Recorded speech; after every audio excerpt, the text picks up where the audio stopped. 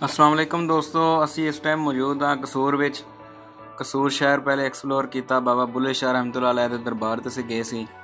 उस तो बाद असी इत्थे सुनिया है कि कसूर दा फलूदा बड़ा फेमस है। तो अज असी ट्राई करन लगे हैं कि कसूर दा फलूदा ज़्यादा अच्छा है या फतेहपुर वाले नन्हे दा फलूदा बहुत अच्छा है। इन्हां दोवां विच मुआवजना करने हैं। तो चलो तो वीडियो नूं एंड तक लाजमी देखियो। इत्थे सानूं किसी दोस्त ने दस्सिया जी कसूर दे विच अयूब फलूदा शाह बड़ा फेमस है। वैसे तो सानूं बुल्ले शाह दरबार के बाहर भी एक लड़का कह रहा सी कि पहले एक प्याला तुसीं खाओ फ्री विच, अगर अच्छा लगे तो फिर मजीद जड़ा ना तुसीं खा लियो। लेकिन डॉक्टर साहब ने साडे माशाअल्लाह पीर साहब उन्हें आख्या जी नहीं जी असी जाना अयूब फलूदा शाह ते, बेशक सानूं 10 किलोमीटर पैदल चलना पवे।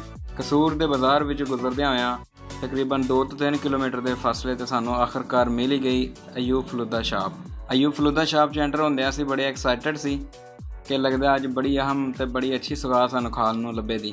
उन्हां दा सिटिंग प्लान वेख के भी एक बार दिल खुश हो गया कि लगदा है काफ़ी अच्छा माहौल होवेगा। तो लो जी दोस्तों, हुण भाई ये फलूदा तैयार करन लगे ने। सब तो पहले उन्हां शीरा पाया, फिर सेवियां पाइयां, फिर जनाब ने सट्टी बर्फ़, तो फिर उत्ते उन्हां दा जिहड़ा अपना मुकामी फेमस खोया वो उन्हां जनाब सैट करके तो सानूं फलूदे का प्याला बना दिता है।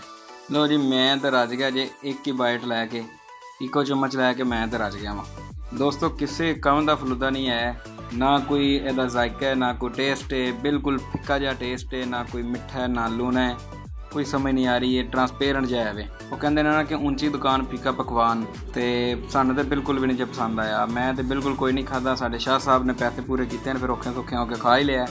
नाल कासम भाई ने भी, हाफिज़ साहब ने भी थोड़ा बहुत खा लिया, लेकिन ਇਹਦਾ एक्सपीरियंस बहुत ही बुरा रहा। तो हुण असीं चले हाँ बाबा कमाल चिश्ती दरबार ते गंडा सिंह बार्डर वाली साइड ते।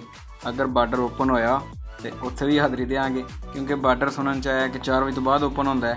तो इस टाइम टाइम होया 2 घंटे पहले असीं जा रहे हैं। देखते हैं कि अगर बार्डर ओपन होया तो उत्थे भी इंजॉय करांगे। बाबा कमाल चिश्ती दा दरबार तुसीं अपने स्क्रीन ते देख रहे हो कि बड़ी ऊंचाई ते माशाअल्लाह दरबार है। ये सामने में गंडा सिंह बार्डर ते दीपार वाली साइड का रास्ता जाता है, तो असी जा रहे हैं गंडा सिंह बार्डर की तरफ।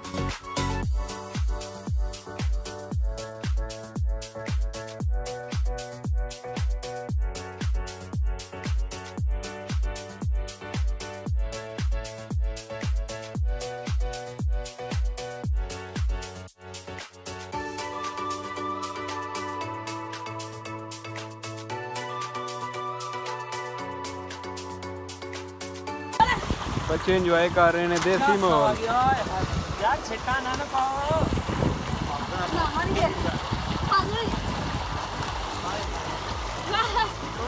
बच्चे इंजॉय कर रहे हैं।